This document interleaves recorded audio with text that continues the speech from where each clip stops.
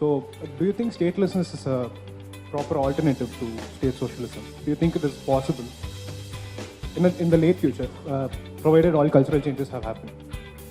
So, do you think the political parties are being controlled by these big billionaires? Because there is no inclusivity in the parliament and the state legislature. The reserved seats are only being filled.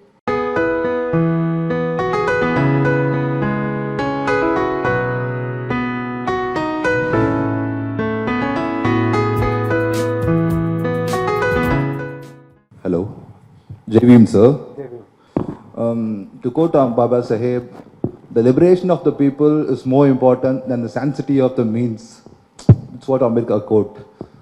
But you said, in order to reach socialism, we should not use force or violence like the Maoist China or something like that. But, using the peaceful means is kind of slow. We can't reach socialism, it's kind of slow. Going by China's example, Mao's example, China's example, it has changed from a feudalistic society to one of the most developed nations right now. Correct. Yes, that's right. Why can't it be applicable to Dravida or India or something like that, sir? Thank you, sir. So brother has asked a very important question. If you have to really create a social change, the proposal by thinking through evolutionary change is going to be something slow. And that's what is one of the reasons that there is a deficiency of an absolute change that one is expecting. It's remaining much more ideological. It's not becoming actual. And that's why we see one of the limitations of that thought that you just rightfully pointed out. In an otherwise Maoist or communistic regimes that we saw during Lenin, or here in this case, or also in Latin America, or also in Africa, was an overthrow of that. But the problem remains with us. What happens after that? We can expect a change, but what will maintain and sustain the change is the problem for us, is the question for us. I can make a nice movie for you, but what happens the life after movie? The formula is, if I create a new system, if I create a new house, when we are making a new house, building a new house, we think about how many years this house is going to be with us. When we are putting a foundation into the ground, we ask the engineer, the architect, the mason, what is the sustainability of this house? He will say 100 year to 100 year. You say, I want 500 year. Then he say, we need more material. Then next thing we think is, I am going to stay in this house. This is going to be my room. This is going to be my child, my parents and whatnot. So you think about that before building house. Not that the socialism or communism don't have this formula.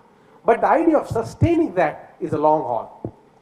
Because as we see, you have rightly pointed out China, you have rightly pointed out Russia, and these are still remaining the emerging economies, and they are still having an absolute foothold. But we cannot sacrifice that at the cost of people's liberties. We cannot sacrifice that at the cost of people's own virtues, their own belief. And that's why Dr. Ambedkar remains a very guiding pole for that. He was not opposed to the idea of change. He was not opposed to the idea of revolution. But he knew that if you have to really create a sustainable change, given the complexity of our country, we cannot impose a one-all formula for our country. Even the constitution itself keeps challenged by people from different sectors of society. Some people have a linguistic nationalism, some people have ethnic nationalism, some people have regional nationalism, some people have that kind of nationalism, and they don't agree with even that one meticulously drafted constitution that we have. People still find problems with that. Now if we create a change, that remains a problem. Not that the revolution is not accepted, it is very much sustainable. Not that the new regime is discouraged, it's very much acceptable. But the question remains, how do I maintain the longevity of it? It will take time, and I am also tired of waiting for it. Because for how many generations should we wait for it? But there has to go with a certain consensus. Because if we expect a certain revolution in society, the majority should be buyers of it, if not everybody. For that we need a cultural education. What Mao did primarily was to educate people, was to make revolution acceptable to them. And those who did not accept them, he punished them by sending them to villages or doing all kinds of jobs of working class people. This is the kind of nature we have. In India, for us to do that, we need a proper cultural education. In India, cultural education is caste education. Your caste will teach you what your education is. And every one caste is fighting with other castes. They are not remaining in harmony. They are not remaining in, right now we remain because of the consensus we have agreed upon. But if we talk about cultural change, we need to abolish and annihilate caste. Once caste is removed, then you have nothing else but to have developed human relations.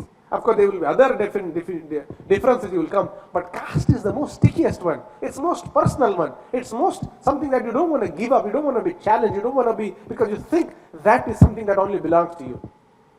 That's why the problem of the nature of revolution in India has to be thought through this life. That's why Periyar was so right about saying that when the Brahmins in here, he said in India, were anti-socialist values. We need to do something about that measure. And what were the Brahmins doing? They are upholding their Varnashrama Dharma, their idea of caste. And for them to abolish that, we will have more and more formulas. But India socialism was also dominated by people from the Brahmin caste. And that's why this formula is something to be thought through long term, thought through practical, thought through something that we need to achieve. But there is also a difficulty. The difficulty here remains, can we think of sustaining something when we are getting accommodated in the politics of Brahminism when we should be fighting against it? Can we fight against capitalism by espousing the ideas of socialism but remain accommodated in socialism? That's the contradiction that we have, and I think we have to ask questions to ourselves if that is the ideal way to go about or think about it. Good morning, sir. Good morning. Two basic facilities which you mentioned in your speech is education and healthcare. Actually, I'm studying third year BA Economics, and my father decided about my education and my sister's education. He decided that she does well in education, so she can study in a CBSE school. Whereas the second child, my sister, she doesn't do well in her education, so she should study in the matriculation school. Because he doesn't have such income, so that both of us can study in a good, well-rich school as well. But I was thinking why it is. But till I met a person who cannot afford for healthcare as well as education, but still she is living in the same city where I live. So, according to me, why an education or healthcare is not accessible? And the parents are also saying, no, she's a girl, she doesn't need education. Of course, she has to be married after her 12th standard. She doesn't need higher education. Still it prevails. And the parents are also in the same mindset. Only some of the parents wanted their child to develop, their next generation to develop more. But still this prevails, and I am one of the example, and I have more live examples now. Because I said that I met a child who is not going to school. I took her to a hospital and I paid for her test, and I am paying for her medicines as well. But still that medicine doesn't work out, because when I asked the doctor, he said, no, this medicine is not effective. The government hospital medicine is not effective. She will get the problem again and again, and now she is not allowed to go to school by her mom. So the quality of the education and quality of the healthcare still not good. Absolutely. What should we do to increase it? And the public mindset, they are stopping at a particular limit. This is for me, not more than that. They are not dreaming more than that. So we need to have a system, and for us to realize that education and healthcare is not a privilege, but it's every citizen's right. We live as rentiers of this nation, even though we are the taxpayers of this nation. The GST that we provided, or the billionaires that I counted, they paid only 3% tax. Whereas you people working, how much tax you pay by the end of the year? Some 30, some 40%. And how much are billionaires paying? 3% tax. If we charge them properly, these problems that you have will not have. Because the money is out there. The money is existing out there. The people in 2019 to 2021, the billionaires, 19% of the billionaires who were added into the list were from pharmaceutical companies, were from healthcare. That means when Corona came, instead of thinking of people's welfare, these people profited from people's death by creating vaccines. If vaccine is a desire of everybody, why do you charge? You should come out of social welfare. The state should take care of it. How can one become a billionaire from a tragedy of such cost? Is the question you should ask. Yes. The same happened in my family. My father couldn't afford to put my third child, his daughter, into English medium school because it was very expensive. He couldn't afford. By the time he took care of two sons, the third daughter, he just lost all that. And he remained regretful entire life that he could not give his daughter the quality education he could give to his son. He just couldn't do it. He tried everything, everywhere he could go, but his daughter was just put into regional school.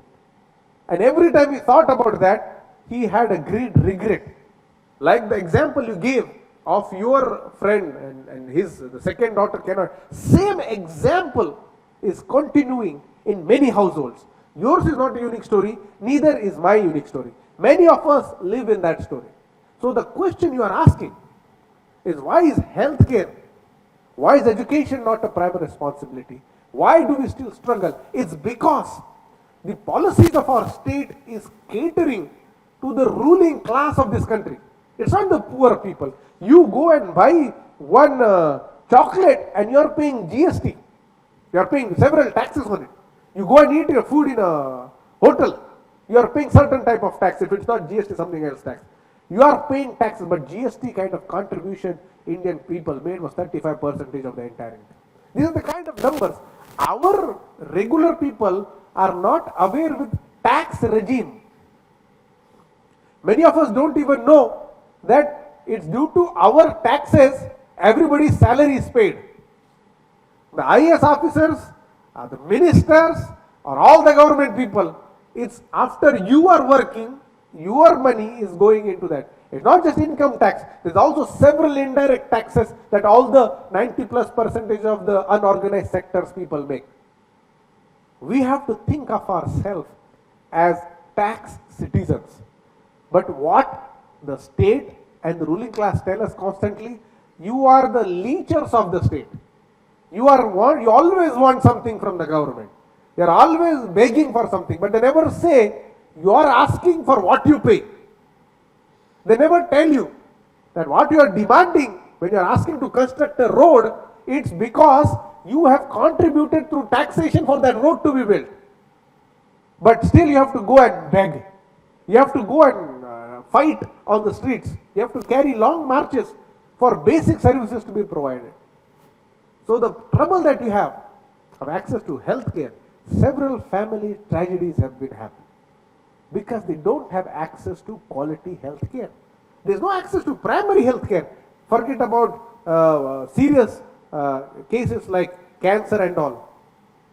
The cancer treatment is been taken by one company, Tata, through their trust. But the government has been unable to fund this.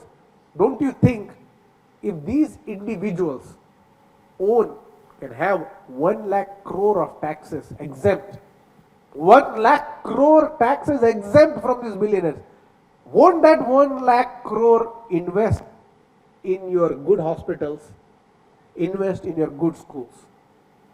Let the teachers teaching there also get good salary, so they will not go and teach in private education. Let the doctors who are responsible for taking care, get good salary. What you have in the Western world is doctors are getting a salary of such nature that they are out there to serve their people.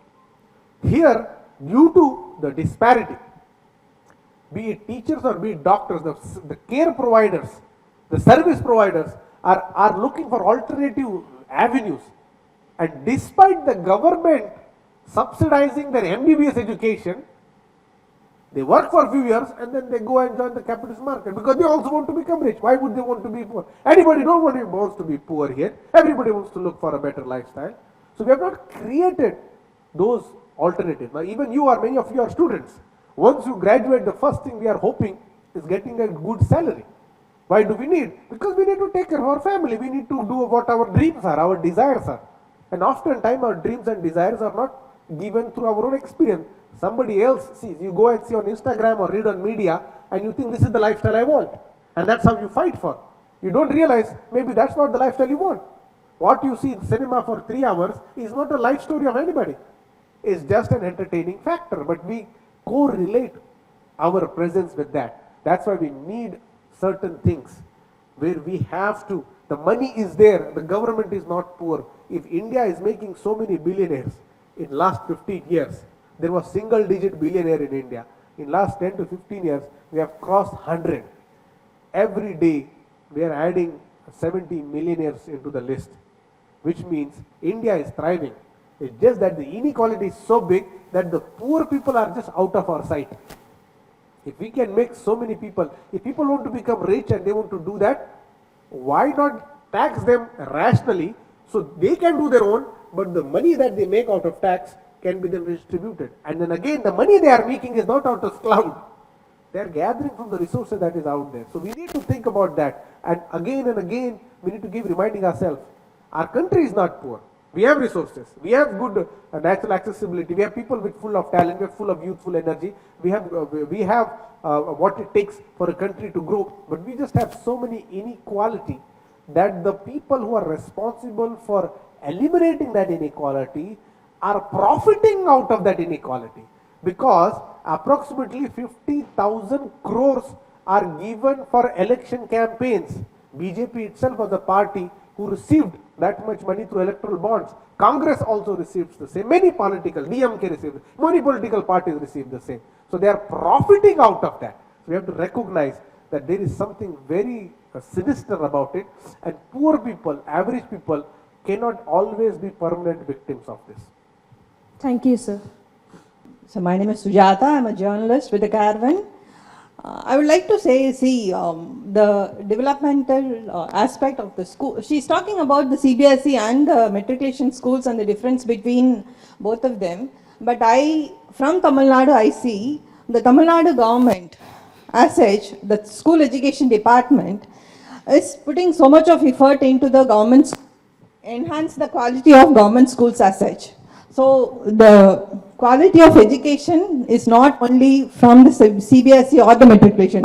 It's actually the entrance exams brought out by the central governments and the NEET and all these entrance going into CBSE schools or whatever, the elite crowd goes in. But as such, social development in Tamil Nadu, the government is taking so much of efforts into education. All the welfare measures. So I would like to disagree with whatever the education curriculum or the things she's talking about. So I think the government is taking enough efforts to, actually develop government schools by giving free education to everybody who needs it. Thank you. Hello, sir. Thank you so much for your lecture. My question is, you have spoken about how socialism is needed in order to bring about equality in the societies. My question is, in recent days, one of the most alarming effects is brought about by climate change, the climate crisis. And throughout the world, the global phenomenon is that the marginalized communities throughout the world are like the most affected by climate crisis.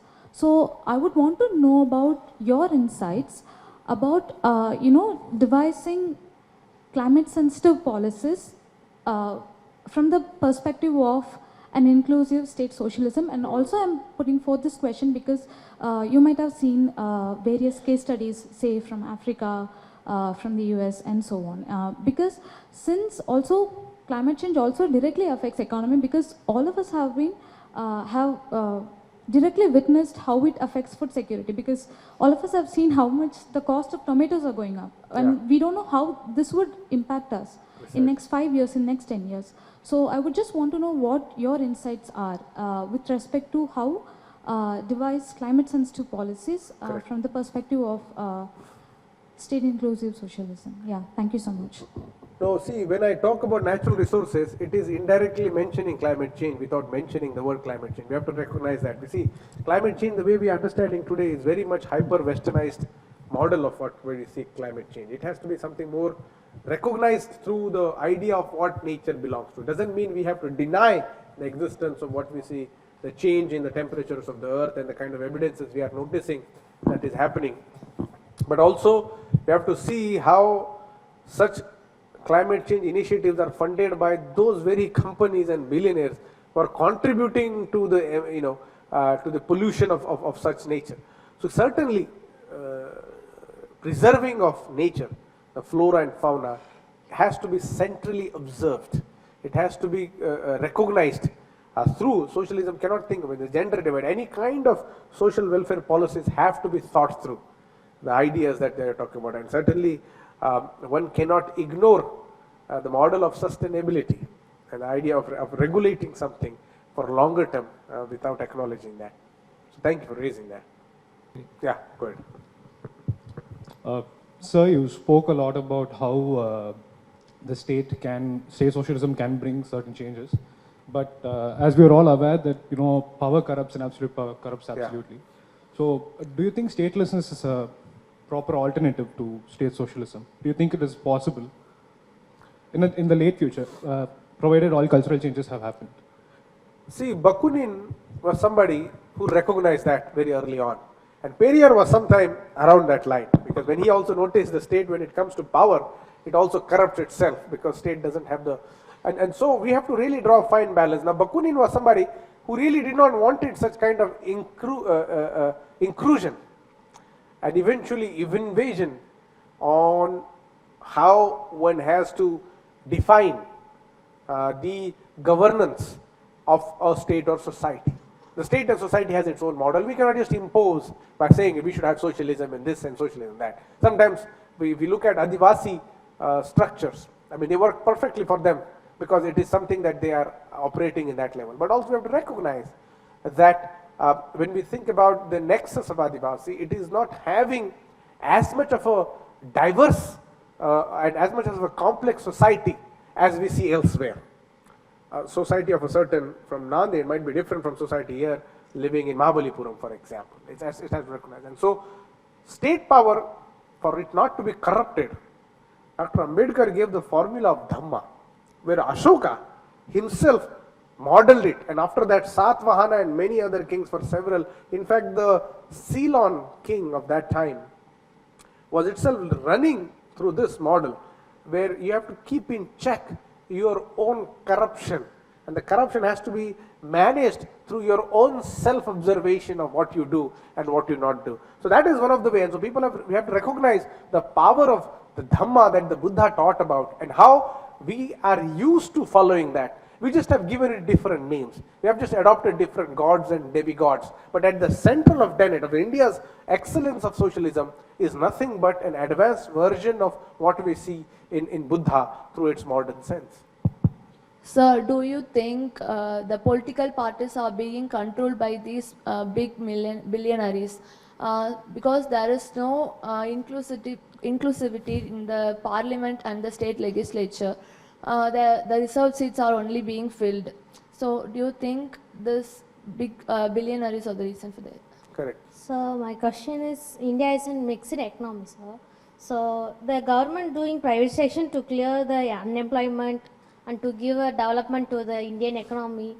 But how socialism can be implemented here, sir? Because here the caste system is strong. Correct. And we have backward minded peoples.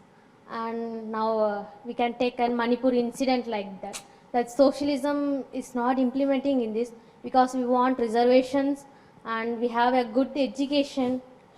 because she said that government is taking more steps, but in village side that is not clear, sir. Because education, we want a clear education system, and what type of education system can change this type of people, Correct. and how socialism can be implemented here. These are my questions. Thank you. I'll just quickly respond to both of them. See, the political parties itself, if you look at the electoral bonds, now they have created new. We need a much more education on how much money. There is an indirect, you do have no way to know now how much political party is getting for its campaign. Now you see, it's such a vulgar demonstration, so dirty, that you feel ugly looking out when the elections are out there. There's nothing pleasant there. All the ugly looking men and ugly looking women are on there on the posters and banners, trying to advertise vote for us based on policies and everything. That really is reeking of how richness has replaced with the ugliness of what we have politics. It need not be like that. Election has to be contested on agendas. But today, agenda is replaced by propaganda. And propaganda is then again not something that one can absolutely align with, where one has created a binary. I am right and you are left. There is no way between. And many people don't want to be either side. They don't want to be extreme this and extreme. People want to live the regular life. And if they want to live a regular life, the option is not there. Because even the person who claims to be I'm not here and there are also have to unfortunately adjust to certain things. So the political interest in the state, that is the capitalist interest. As I explained in the beginning, the capitalist structure wants to control the state, control the politics. Because when they will control the politics, they will control the state. They can make the policies favoring them. The government passed a Forest Act. Forest Act was displacing the Adivasi population just by one stroke of law. That's how they make use of it. And then if there is a law, you cannot protest.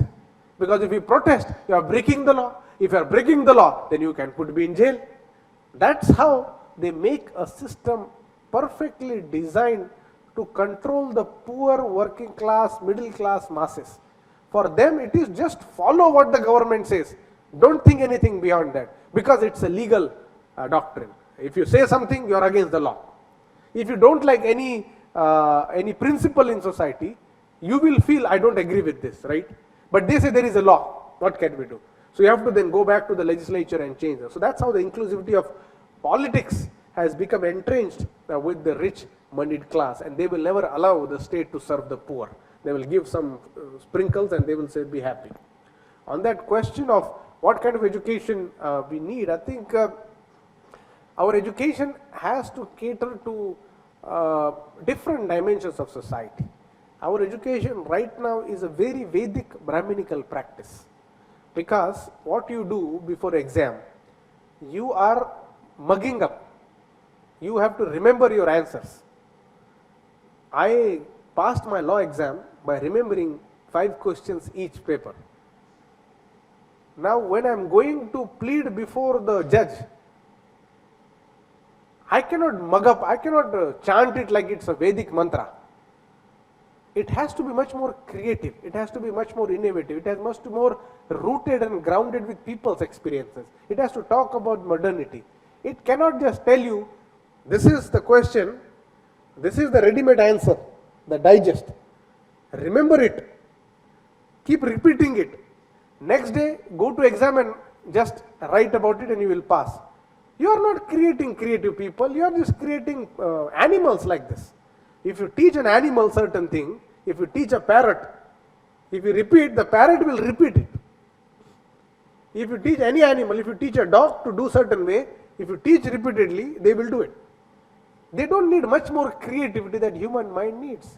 Human mind needs to be challenged. It needs to be critically analyzed. In the Western world, in the outside world, this is the curriculum, where a question is proposed or a book is given to teach in a class for that. Students read and come, and then they discuss that literature. They argue what are the things they agree or disagree. It's a very debate democratic exercise. Unfortunately, I don't know about Tamil Nadu, but the way education I got in was not giving that opportunity. If you question a teacher, the teacher will say, you meet me outside, I will punish you. How can you ask me this question? You meet outside now. The teacher is behaving like a gangster because he feels threatened by that question. Because even that poor teacher himself is educated from the same system. He is not asked. This is a Brahminical system. You cannot challenge a Brahmin. If you challenge a Brahmin, he will give you any kind of shap. He will condemn you. And from childhood, they are reciting mantras. The Brahmin children from childhood are reciting mantras morning and evening. That's their practice. The SC, ST, OBC people don't do that. The Dalit, Adivasis, the Shudras, because they have to go and work in the field. They cannot sit and keep chanting mantras. That's why they go and employ that Mahatma Phule talked about. So I think that has to be thought of creatively and thinking about tradition as well as modernity. One last question and we'll end it there. Good afternoon, sir. Sir, actually you spoke about Ambedkar's socialist ideas and E.V. Periyar's socialist ideas, which was very well imbibed in our constitution and also our economic policy since independence. We have been following 5-year policy, and what was supposed was, it ended up in failure. There was a huge food crisis, economic crisis, and also a health crisis. The similar happened in Russia as well, which followed Marx's ideas, and also in Vietnam and other communist countries. So from this conditions, what I understand is socialism has failed, and they adopted free economic policy. So I think socialism is not a cup of tea for human species, because as we saw what Buddha said, humans are driven by tanha, that is thirst for desire. And if we have to live, we have to attain nirvana, which is not an easy for ordinary human being. So when there is a desire, there is always a gap for, or there is a space for capitalism. So socialism is not a cup of tea, because we also see that politicians, most of the politicians, I can generalize, because mostly they are run by corrupt practices and they are behind money. Correct. And if in each constituency, if there is an individual with collective will, he can come up and he can revolutionize the society and he can become a socialist society. But that hasn't happened since the evolution of human species. So that is what I need a clarification, because socialism maybe not a cup of tea for humans. I love this question, and also it's a very important thing that we can think about all ideologies, but what about the practical necessity? Individual is driven by greed, by their desire to have more, and then they are also driven by various passions. They want to have as much as they can for their self, but that's why that itself is a suffering. You are hoping to achieve a lot doesn't mean it will give you pure satisfaction. You are still dissatisfied, and you have rightly pointed out, you are not going to be attain a nibbana and then claim, and that will be not a futile attempt on everybody. But to run a society, we need certain social models. We need certain models that are existing, and those models cannot be guided by individuals' greed, because it is going to lead to an absolute disaster immediately. Because everybody has a greed, nobody can say I don't have a greed. But that needs to be regulated. Everybody has a passion, everybody has a desire, but we have to regulate it. You cannot just go and keep doing it. Capitalism, laissez-faire, open market, do whatever. Scandalous nature of that you can see in many developed countries has brought this out. This very model that we think about has to be also ethical model. Capitalism has absence of that. You are right that individuals are by nature capitalist in nature, but they are somebody who can think otherwise also.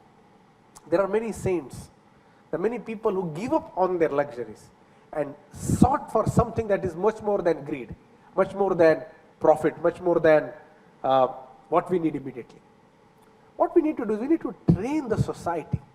We need to train them that if you have 10 pieces of chapati, you only need 2. Why do you need the rest? It's going to be stale tomorrow, and prove them. They know that tomorrow it's not going to. What do you do with that? It's better you give to somebody. And what do you get in return? Or maybe tomorrow you will need something. They will give that. Now it's not to create codependency, but that's how human beings are. You have to depend on each other for certain things. You cannot just say, I'm absolutely autonomous, I'm absolutely free of all this. For us, socialism is a model that one has to hope to achieve, and it is achievable. Clearly, it might receive challenges. So does capitalism receive challenges every time it shows its head.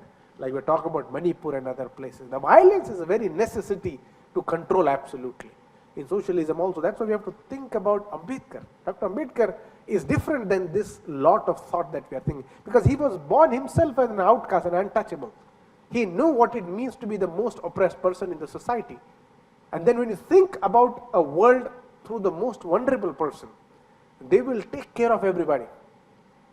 But if you have not experienced that kind of trauma, that kind of oppression, you will only think about the world the way you have experienced, where you will not have the, and that's why Periyar and even Ambedkar were opposed to the Brahmin communists or Brahmin socialists.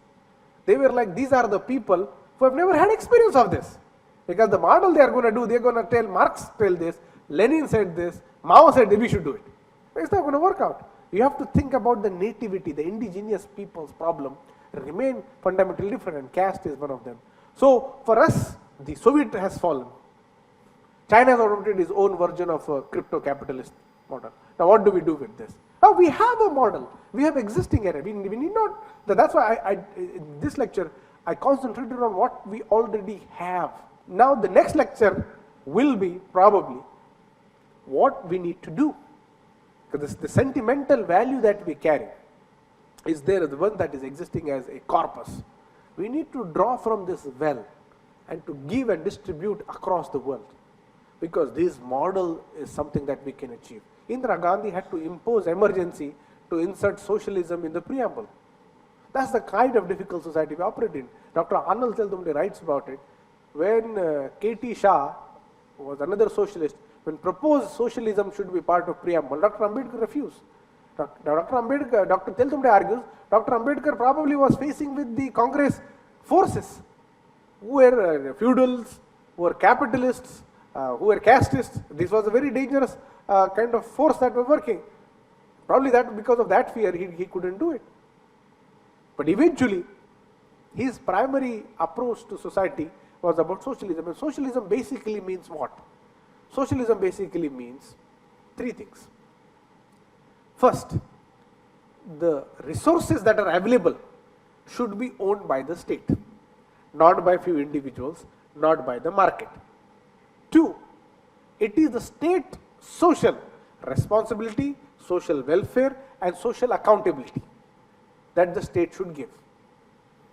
By using the resources, create welfare, create hospital, create minimum wage, create pensions, create old age support system, create leisure, create holiday, create all of that. Can we think in our families to go on holiday? The middle class never goes on holiday. It only goes to marriages and they say that's our holiday. If they are invited to some function, that's our holiday. But in the world where there is respect of socialist values, people go on holidays. 3 weeks they take off, the company pays for that. There is a residence sponsored by the company or the whoever owns it in the socialist economy, where when they are going on holidays, they get subsidized housing, the hotel rooms or whatever complex they build, and then they can have their own. We cannot think of that. And the third socialism is about creating a sustainable force for everybody to not live in an unequal society. It has to be much more moral and ethical, much more equal society. Socialism is basically this. Now, nobody here will disagree with that in general principle. Nobody will say that if I am getting something and they are getting something and that person getting something, it does not prohibit me from something, I don't have a problem. But capitalism thinks that person is getting because that person has taken something from me. But that person is already having enough to sustain. But that greed, that desire is that this is rationalized.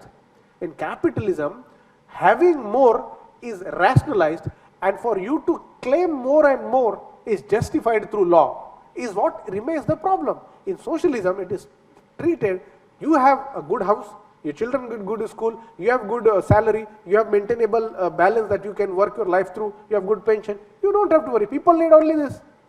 If your children are taken care of, if they are getting good, if you are sick, the state takes care of your health. What are the two main things that people are investing right now? One, in the children's education, and two, keeping some money. If tomorrow some accident happens, if there is a health emergency, they can use that some money for that. But if the state says, I will take care of this, don't worry about it, then people can live happily. They say, okay, the government is there going to provide me free hospital and all. That's why the whole private hospital that are existing need to be abolished. Private hospital cannot exist in a country that it is. The government should take over of this, and also private education system that is out there. Unless and until it's privatization brings greed and it creates much more inequality, and then people say only the private people are best, private hospital are best, private education is best, but government job is best. For job, government is necessary. For all other, private is necessary. That's the contradiction, and I think that's the solution we need to bring out. And that's how I explained through Ambedkar's Buddha and socialism that we need to. Thank you so much, Dr. Suraj. Sorry for people who couldn't ask any questions. We have to stop it here. I do have a few questions, but I think I'll do that sometime later. Now I'd like to invite our Chief Librarian and Joint Director, Amadavalli ma'am, to honor the Chief Guest. Can we have the family too on the stage?